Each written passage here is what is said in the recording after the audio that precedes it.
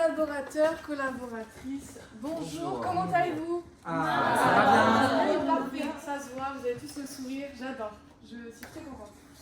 Je vous ai tous réunis aujourd'hui, je suis accompagnée de Djibril, mon comptable, Djibril Boireau, mes collaborateurs et collaboratrices.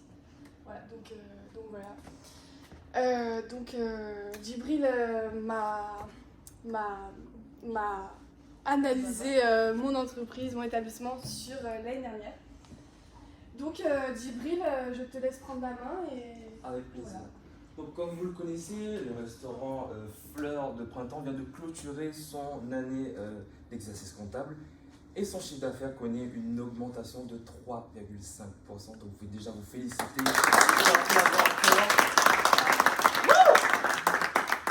Vous avez une bonne patronne quand même. Hein.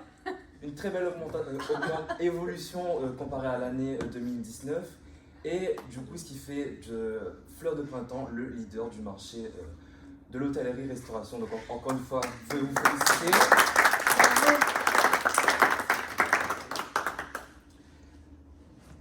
Et cependant, le RCAI, est-ce que quelqu'un a une idée du RCAI?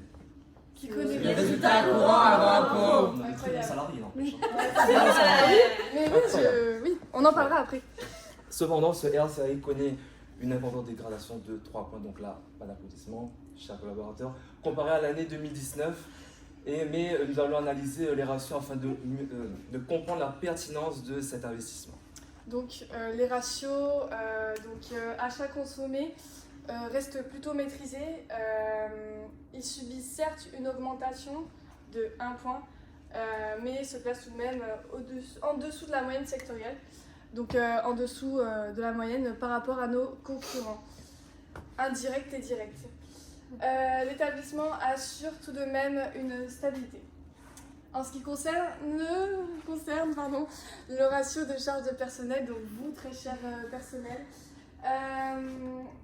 donc le ratio a baissé de 2 points.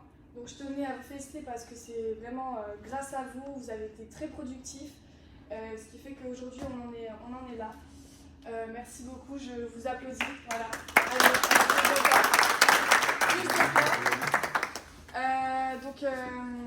On a vraiment bien maîtrisé ces charges, donc je suis vraiment ravie. En ce qui concerne les frais généraux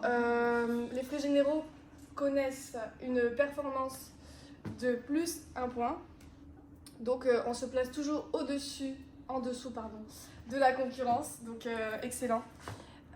Pour finir, on peut constater que le ratio du coût d'occupation a subi une augmentation de plus 3 points, donc se plaçant au-dessus de la moyenne sectorielle.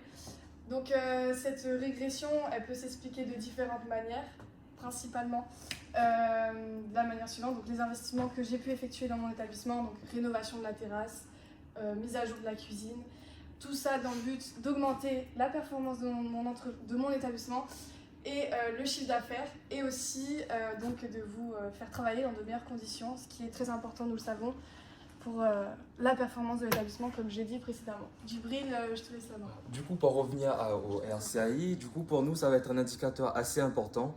Du coup, il va évaluer la rentabilité financière de notre entreprise.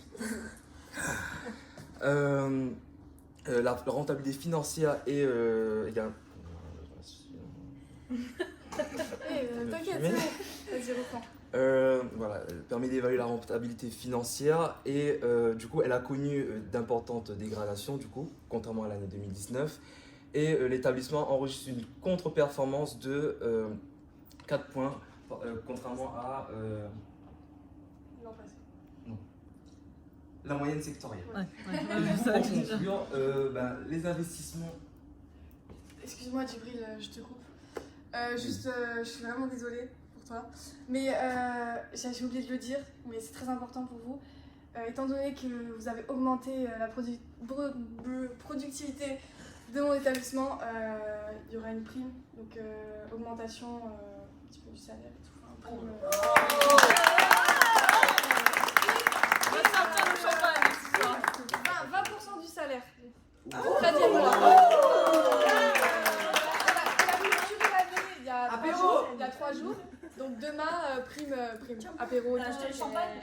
Non, ça c'est trop cher. Le dividende, non je rigole.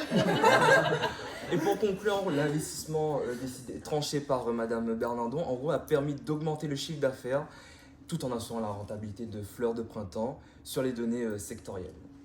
Djibril, Ouais. vous êtes les managers de demain.